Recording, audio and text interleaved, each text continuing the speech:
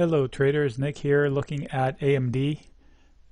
They reported earnings not too long ago, and they went through some other cohorts earnings, and WDC reported, and it was a disaster, yet AMD rallies ish on that. So this is a short-term chart. It's a 2-hour chart.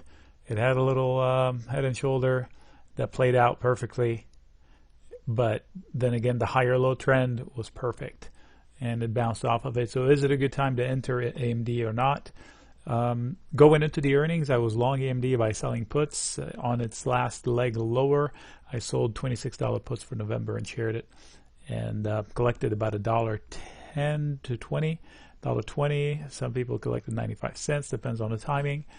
And I closed them for like 8 cents or 9 cents the day before the earnings and the day of the earnings. So it was an easy win. Now I can trade it after the earnings, which is what we're looking at here. So let's go on to a daily chart. All right, so this is a daily. I still don't get a lot of information, but I do. I can tell you that it is not an obvious place to start longs. Why is that? Because it just had 4 fails at the neckline. So the good news that it is a neckline, and look at it. It's exactly where I drew it before. I drew this months ago. This is July. I usually draw it and I stop a little after. So I drew it sometime here in June. I drew this opportunity, and it almost happened. It almost triggered. But these are daily candles, so on the daily it didn't really close above it. Yeah, it went above it, but then it closed down here. So clearly this line is a trigger. So what I'm going to do is I'm going to put an alert somewhere around there. So this just will grab my attention to it. Actually, it should be a little bit higher so I don't jump the gun and get faked out. So the idea is to get the breakout and then chase it, because if it goes above it, then it'll get more buyers in.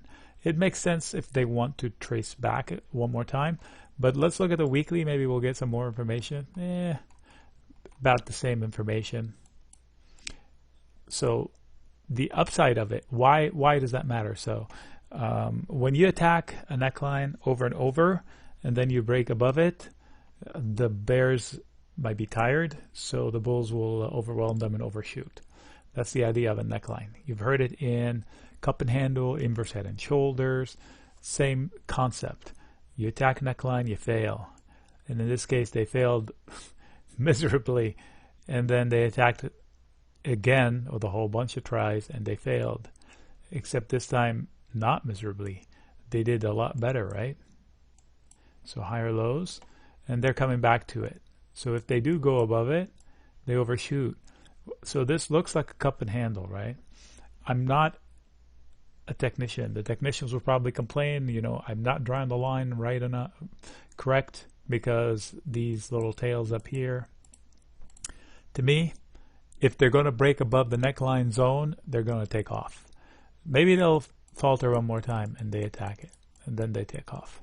So once they take off, they usually come back, test it, and then really take off. So better to wait, for me, better to wait for the breakout before I reload long. So I will say it again in plain simple English.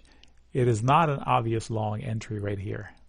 There might be some other companies that are in the same sector reporting, so it might have some pin action, so to speak, sympathy moves.